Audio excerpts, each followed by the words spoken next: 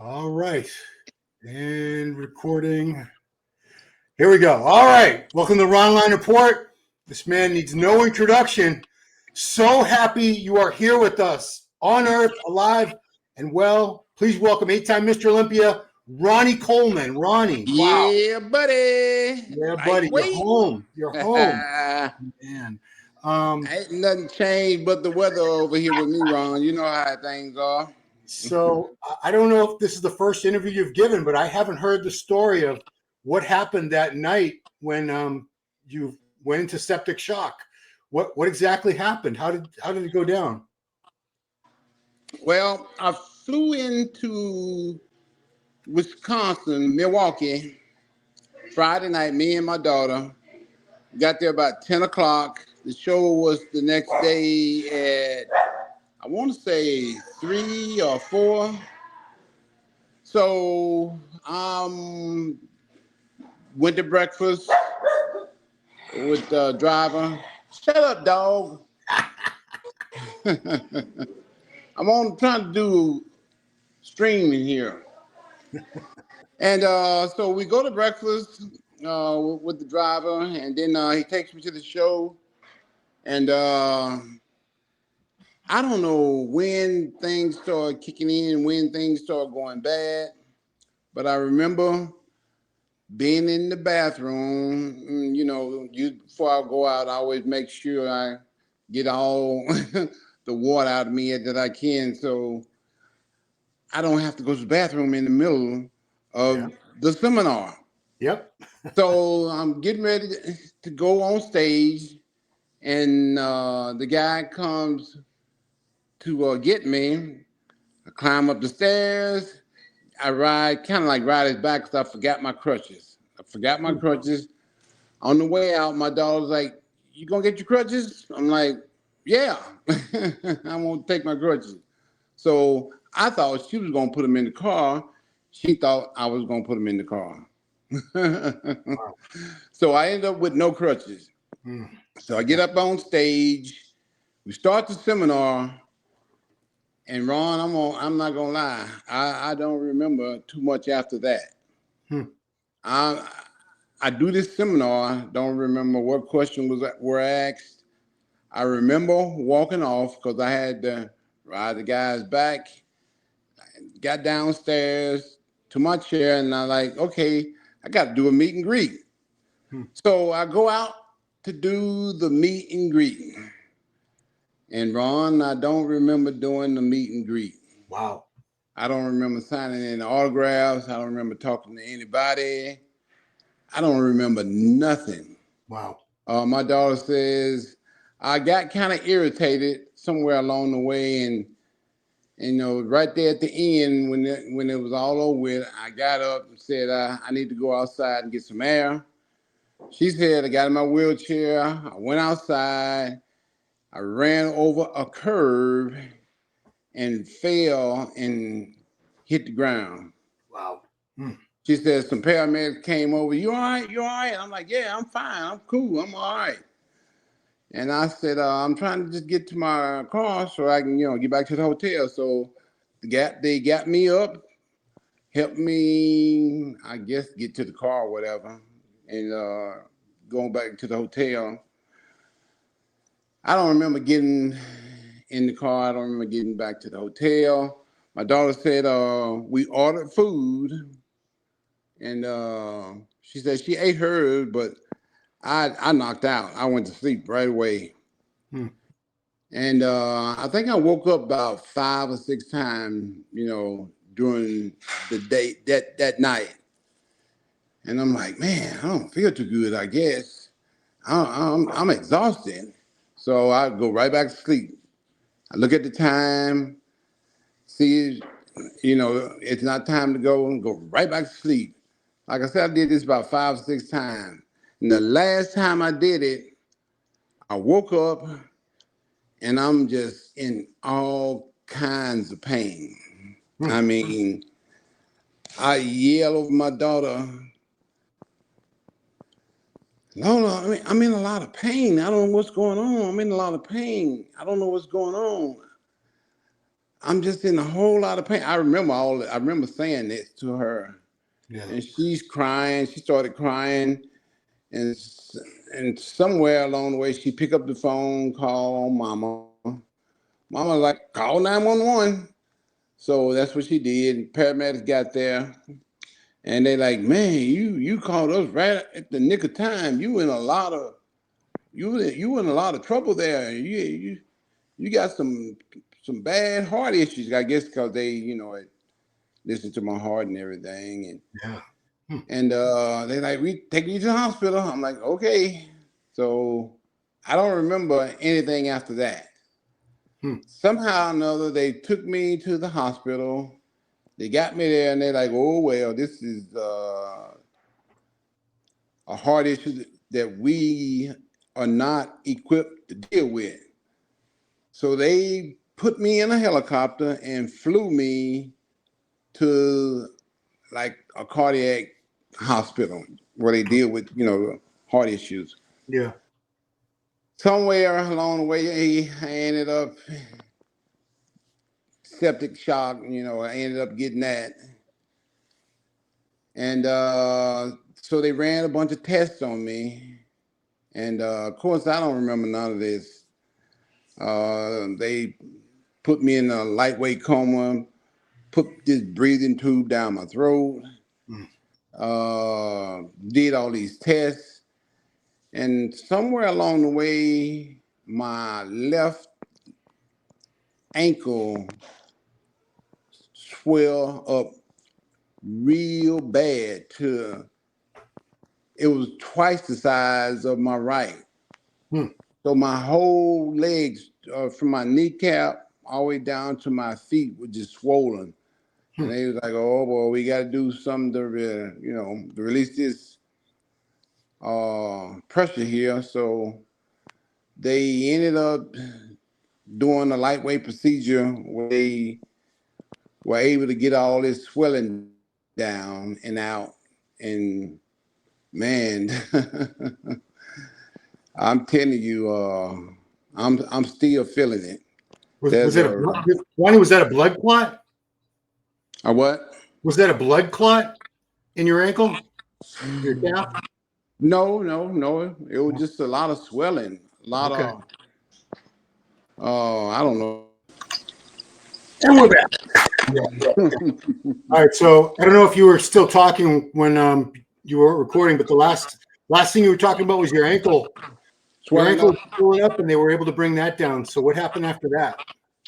Well, they did this procedure on my ankle where they kind of like it's pretty sizable cut. It's probably about maybe 2 inches, maybe an inch and a half long, Okay. where they released all this fluid and got Hmm. my ankle back to size pretty much. But it is very painful. Hmm. You know, sometimes as long as it's elevated, I have no problem whatsoever. I'm all good all day. But once I put my foot on the floor, man, it's the most pain. Hmm. On a scale of 1 to 10, it's about 11. Wow. It's very painful. But what I have found out that I can do is that pain lasts roughly about 5 to 10 minutes. Hmm. And then it'll kind of like, I guess blood, gets into the area or something, you know, Yeah. and it kind of like stops throbbing right then and there. But when I first put it on the floor, man, it's very painful. But Ronnie, like tell I me about said, the sepsis is what almost took you away from us. I mean, I didn't even realize that we'll talk about the foundation, Ronnie Strong, because yeah, it's the third leading cause of death in America. yeah, man, So it how did is no joke. they And did testing on you?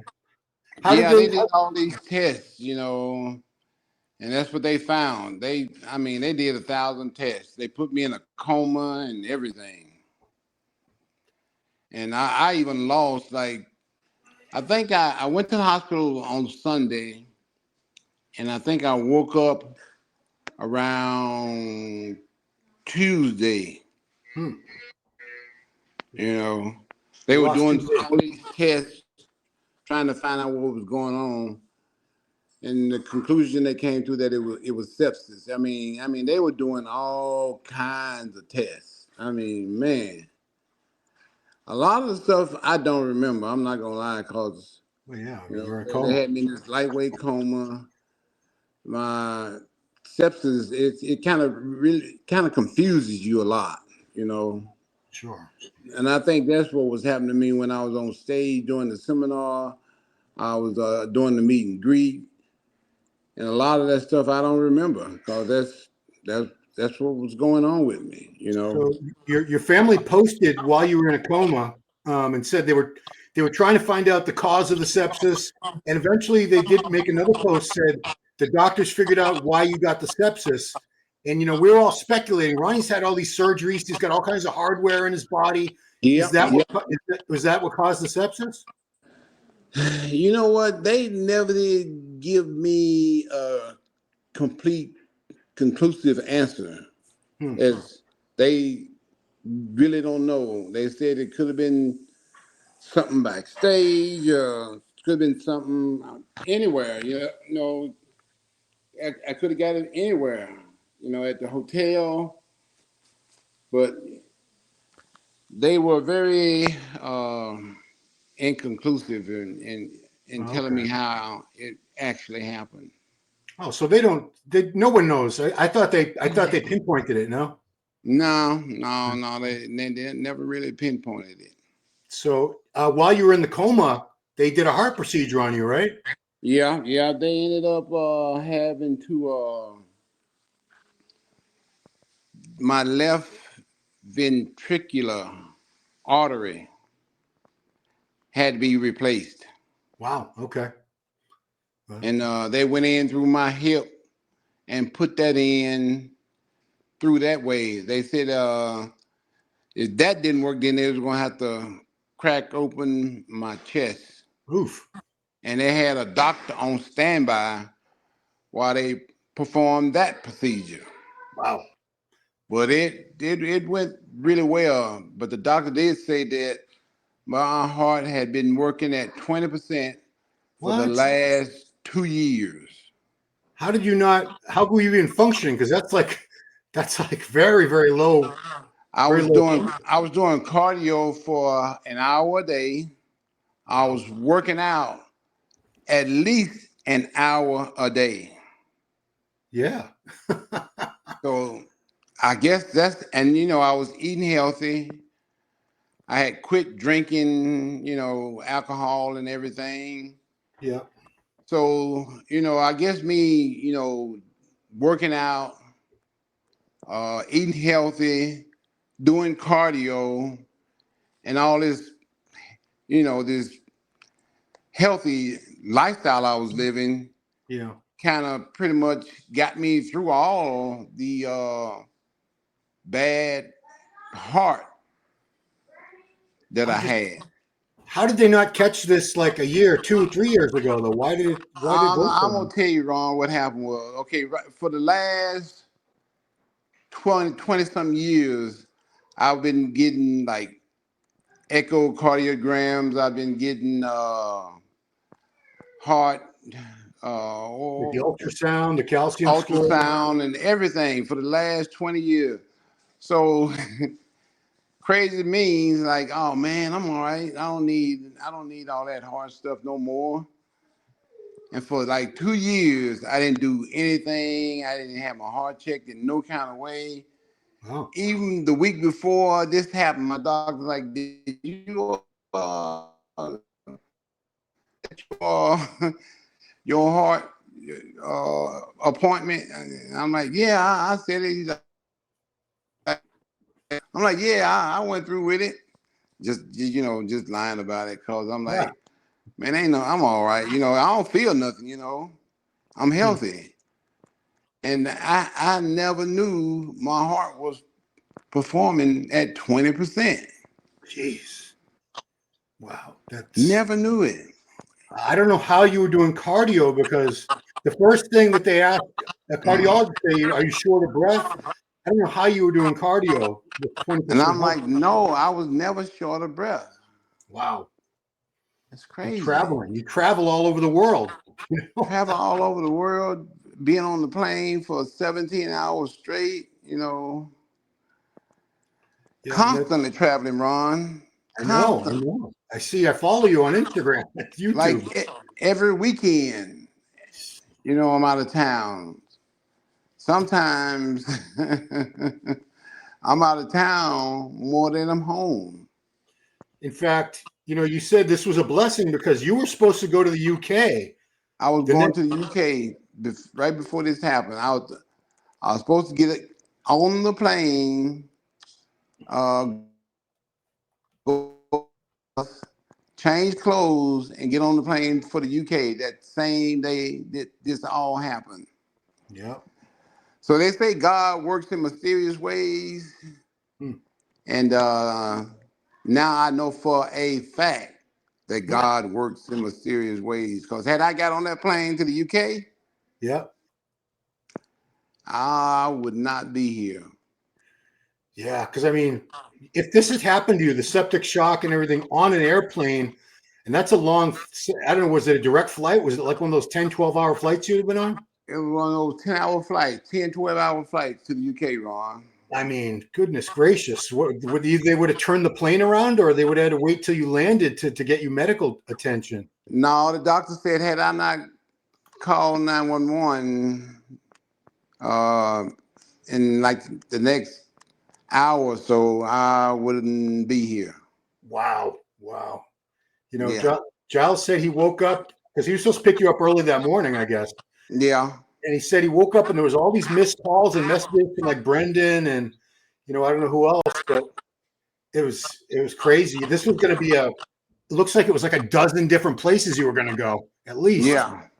I just can't imagine, or if it happened on tour. I mean, poor Giles. So yeah, the Lord Exactly. works in mysterious ways, and the fact that you're here right now talking, God still wants you on this earth.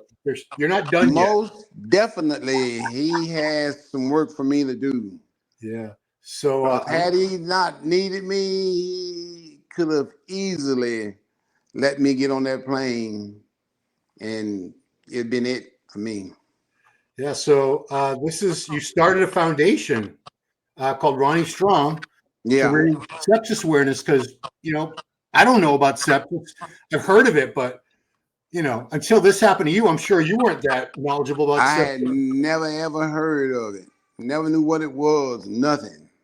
So who started? Did you get the idea, or was this your family, the people that work for you, that started this? Most of my team came up with the idea of it. Working with the people. You Yeah. know. So Yeah. we're trying our best to use this platform. Maybe God wanted me to use platform, to raise awareness of sepsis, Yeah. and maybe some other lives to be saved because there are some warning signs. Well, tell me For about that because I have no idea what the warning signs are. Tell the listeners, the viewers. well, I want to say it's that confusion thing that I was going through. They said when I was on stage, I kept repeating sentences over and over. Ah. And so that's one of the main ones. And I Okay. guess being in all that pain,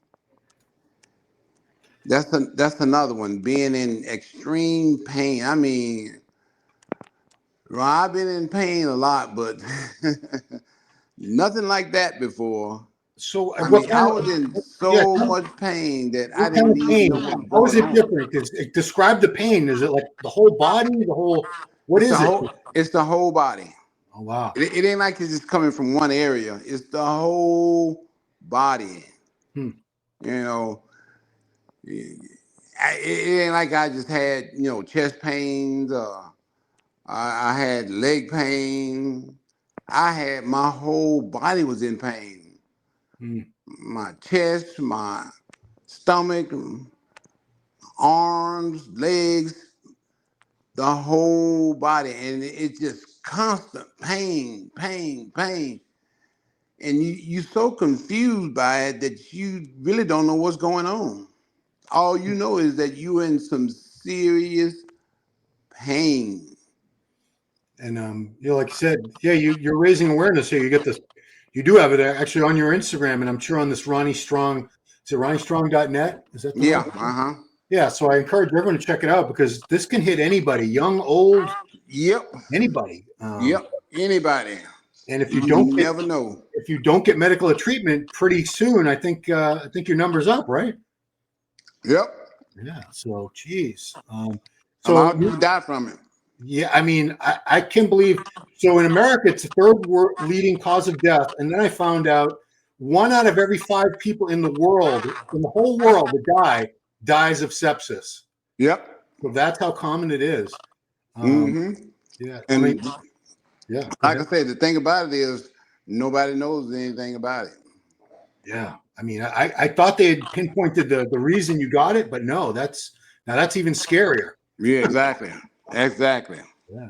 Jeez. It's no joke, Ron. No joke. So how long have you been out of the hospital now?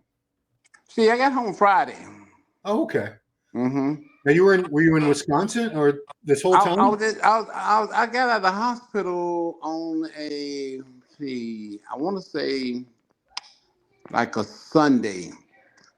I left the hospital and I stayed from Sunday to Friday in the hotel because I had to go back to the hospital on Wednesday for a checkup. Okay. So And I then was in Wisconsin for a whole week just in the hotel waiting, for my checkup to make sure it was okay for me to get on the plane. yeah, I mean, heart surgery too, you know? Yeah, heart surgery, sepsis, all that swelling, body swells a little bit anyway from just when you get on the plane. Yeah. Hmm. So that's the last thing I need to do. Get on that plane, and that swelling just kicks in again, and man, here we go again. Yeah. Wow. So, Here we go again. I mean, you sound like the Ronnie I've always known and loved. I mean, how do you feel physically right now? I feel really, really, really good. Yeah. Hmm.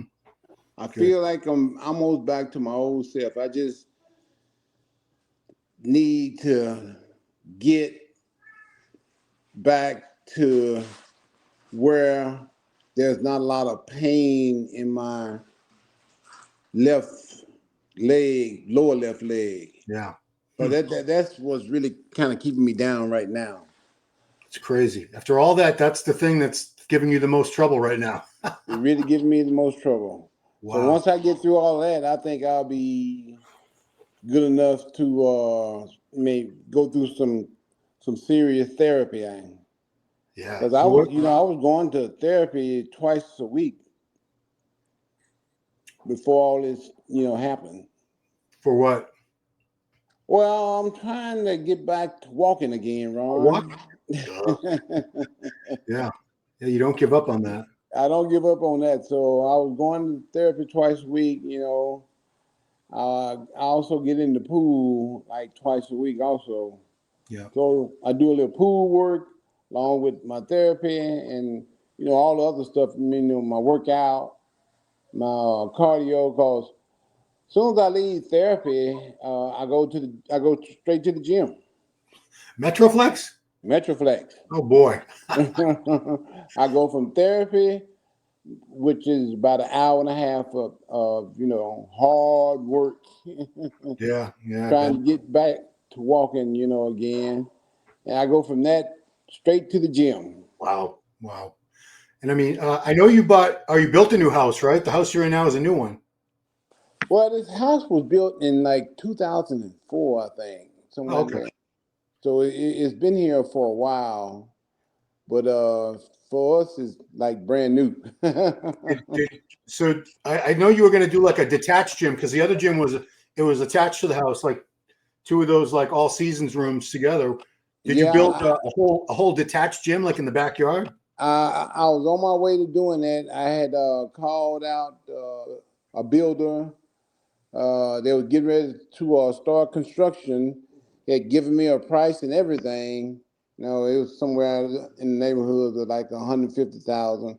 I'm like, oh, okay, that's nothing. I can handle that. Yeah. I put a third of it down, and the guy comes out and he's like, oh, we're not going to be able to bring the dirt in through your gate, your gate area. We need to bring it in to the house next door. Okay. I'm like, dude, you've already came out here and done all these specifications, and you never said nothing like that before. He's like, yeah, that's where I'm at right now. And he's like, that's gonna be another 30,000. Huh. Contractors. Yeah, because Yeah, I'm like, no, we're not going down this road. Just give me my money back, and I'll find somebody else. because So, Panada, wasn't Rudy Panada gonna equip the whole thing for you? yep, exactly. Yeah. You know, that's part of the deal we had working out. Yeah, that's some killer equipment. Very expensive to bring to the USA too, I must say. Yeah, exactly. But it's some very nice equipment though. It is. I've used it. Some of the best equipment I've ever worked out on. Yeah, cool. But yeah, that's what happened on that issue. So now I'm back to the drawing board. I want to show you my two most prized T-shirts I will never throw out. This was from your workout weekend in February 2005. Oh man. Yeah, and I mean, people don't understand, you know, how much you give back to your fans, and those workout weekends. I know you lost money. There is no way you didn't lose money because you fed us at a restaurant 3 times a day. You took us to a Dallas Mavericks game. You took us to Metroflex. You fed us breakfast at your house. My goodness, on and on and on. Took us to church. Yeah, I mean, the most amazing. I didn't do it to make money. I just did it to give back. You know. Yeah, and I got this. And that little fiat charge that just helped me offset some of the costs, you know, of doing it. Yeah, and I mean the beautiful part of it was you had your whole family working for you. I had my whole family working for me. It was great. Everybody had a job to do. I remember I met your brother, your sister. Your sister picked me up from the airport. Yep. Yeah, it was so cool, man. So yeah, my mom was cooking all the food. That's right. Your mom was still alive back then, Jesse. Mm-hmm. Yeah, I remember. Yeah, amazing times, man. So I it's 20 years later, but I just want to thank you again because I've been doing this. I've been in this industry for 35 years, and that was the best experience of my entire bodybuilding life, career, whatever. And I'm not just saying that because I'm talking to you. I say that to anybody who asks me. They say, "What was the best time you ever had as a bodybuilder?" I said, "Oh, the Ronnie Coleman workout weekend. That was I got to train legs with Ronnie Coleman. Come on." Yep, and I was still Mr. Olympia at the time too. You were 6 months away from winning your 8th title. Yep. Yeah, we did that every year. And the only time in my life I ever front squatted 405, and it's because you were behind me. I said, it was like when a mom lifts up a car to save her baby. Yeah. I had that same adrenaline rush because I had Ronnie Coleman behind me yelling at me, "Come on, Ron, lightweight!" And I did it. I did like 8 reps, and I never did it again in my life ever. Oh yeah. Because of you. It's a superpower from Ronnie. Did you record it? No, I got a picture, a crappy picture, but on a digital camera. But at least man. I got a picture. I know I can prove to people it actually happened. But man, did you think you were going to be able to do it again? I thought I could. I tried it like a week later, and I failed miserably. And it's the only time I ever destroyed a new pair of sneakers, and I was happy about it because I bought a new pair of Nikes for that weekend because and we went out, and that day we did the parking lot lunges, and it was pouring rain, and they got destroyed. But I was like, it's okay. I did parking lot lunges with Ronnie Coleman and outside Metroflex gym. It's fine. It's fine. It's the memories are worth more than a pair of sneakers. So yeah, I just want to thank you again. And we had a lot of fun though, Ron. We had a lot of fun. Yeah, I mean, this is why Those Great. were the good old days. To me, you're the greatest of all time. I mean, I respect all the Mr. Olympia champions, and Lee Haney is awesome, totally awesome. But the GOAT, Ronnie Coleman. It's just Ronnie Coleman. Oh, thanks, Ron. So, and I You appreciate know you doing it. me. I'm just blessed to be in the position I'm in. Yeah. Is this the first interview you've done since you got out? Oh yeah, oh yeah. Oh my God, man. I haven't done any. You're the only somebody I talk to. I can't thank you enough, Ronnie. I mean, goodness gracious. So you're so generous, so kind. That's why, beyond the bodybuilding champion and all that, you're just a fantastic human being. And I feel just so lucky and blessed to be able to have gotten to know you even a little bit over the years. I mean, Well, it's Ron, awesome. every chance I get to give back, I try to do my best. You certainly do. So I appreciate you taking the time, Ronnie, so much, more than you'll know. And I'm so happy you're still with us. The You and me world both. the world needs you. So guys, check out that site, Ronnie Strong. Is it called RonnieStrong.net? I got to get the right site. I think it's RonnieStrong.org. .org. Check that out for info about sepsis, because you or someone the chances are very, very high you're going to have to deal with sepsis at one point in your life, and you want to make sure you survive and they survive. So exactly, learn as much as you can. It's all about awareness. All about awareness. So that's a great thing that you're bringing awareness to literally a very deadly condition. So very deadly, very deadly. So, man, thank you so much, Ronnie. Appreciate you doing this, and I'll let you go. You've been very, very kind and generous with your time. So, no problem, Ron. Anytime, bro. Good talking to you. All right. Have a good night, Ronnie. Thank you. All right, you too, Ron. Bye-bye.